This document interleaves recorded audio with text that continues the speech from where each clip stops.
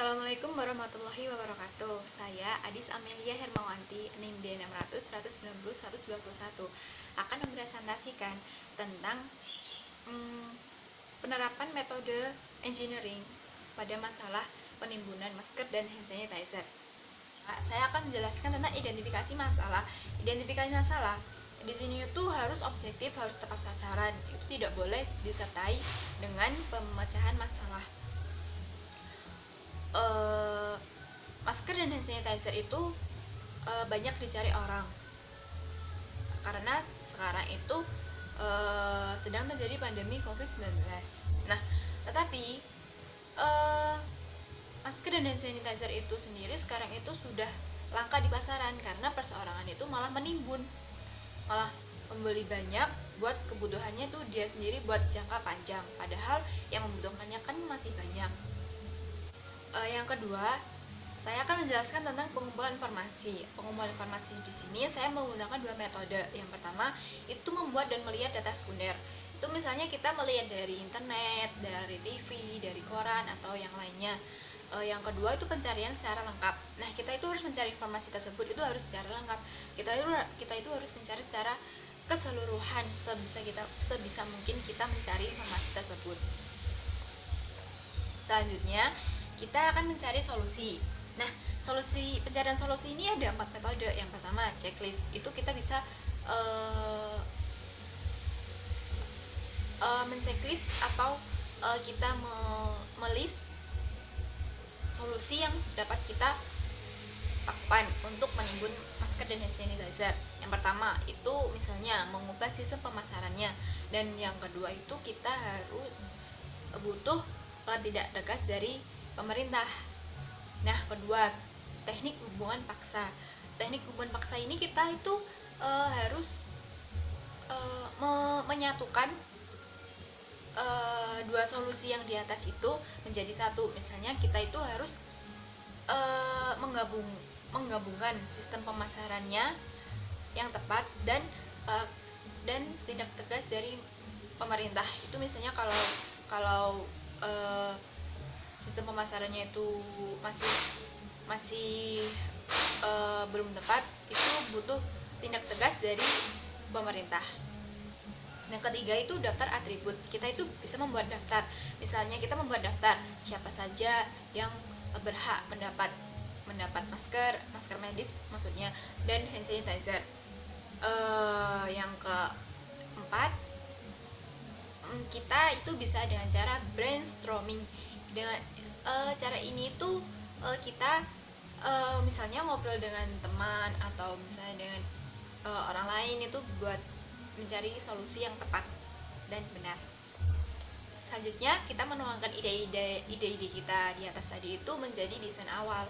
Nah, yang pertama itu kita harus mengembangkan ide itu sendiri. Yang kedua itu pemilihan. Nah, pemilihan maksudnya itu pemilihan sasaran konsumen yang layak mendapatkan masker medis misalnya. Yang ketiga itu membuat sketsa. Nah, kita itu harus men-sketch kira-kira siapa saja ya yang berhak mendapat masker medis, atau siapa saja ya yang sekiranya dapat masker kain aja itu udah cukup. Siapa saja ya yang berhak mendapat hand sanitizer. Misalnya itu kan kalau orang-orang yang di rumah saja kan tidak perlu kan buat hand sanitizer, karena kan di rumah aja.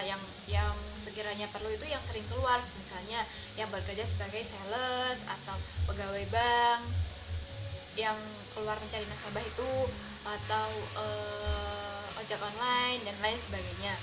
Nah, di sini selanjutnya itu kita mengevaluasi dan pemilihan solusi yang terbaik. Yang pertama itu evaluasi berdasarkan teknik.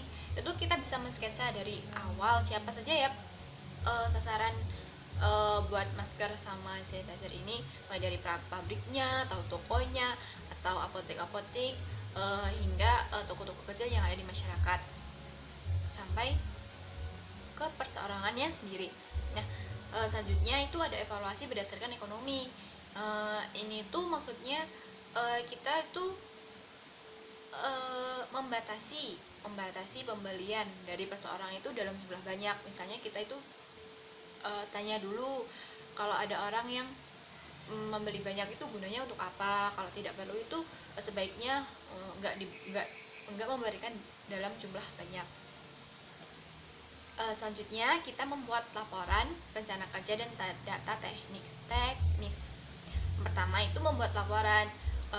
Laporan di sini itu harus jelas ya, dari pertama masalah-masalahnya itu sekiranya apa aja, terus solusinya apa aja, terus implementasinya itu gimana, terus sampai kesimpulan. Yang kedua itu laporan tersebut itu ditujukan kepada siapa, misalnya kepada pabrik atau produk yang memproduksi masker itu sendiri. Nah, apabila laporan itu diterima dengan baik oleh pabrik atau yang memproduksi masker atau hand sanitizer itu sendiri, itu kita selanjutnya bisa menjalankan sistem tersebut, maksudnya sistem pemasaran yang sesuai tersebut. Selanjutnya implementasi sistem. Nah, kita itu mengimplementasi sistemnya itu yang pertama pengajuan dan pengurusan hak paten apabila ada sistem pemasaran masker dan hand sanitizer yang baru. Yang kedua itu melakukan pengawasan dan bantuan bimbingan pada saat menjalankan sistem, agar menjalankan sistem itu berjalan dengan lancar. Nah, selanjutnya itu kita bisa menjalankan proses, kita itu bisa menjalankan sistem itu sendiri. Nah, cukup sekian presentasi dari saya. Ada kurang lebihnya mohon maaf. Wassalamualaikum warahmatullahi wabarakatuh.